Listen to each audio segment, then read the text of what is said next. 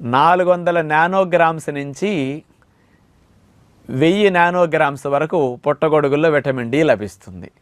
ఈ విటమిన్ డికి ఉన్న అవకాశం ఏంటంటే 6 నెలల నుంచి 1 ఇయర్ వరకు స్టోర్ అవుతుందన్నమాట.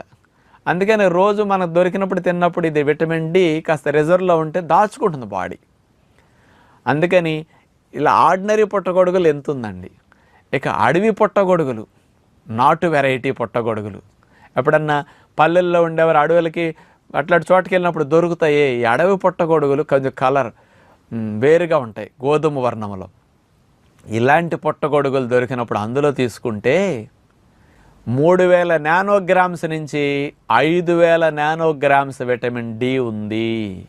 అంటే మనం అప్పుడప్పుడు తిన్నా విటమిన్ డి డెఫిషియన్సీ అసలు రాదిక. అందుకని మెడిసిన్ వేసుకోకుండా న్యాచురోపతి ఫాలోవర్స్కి ఈ పుట్టగొడుగులు బాగా హెల్ప్ చేస్తాయి.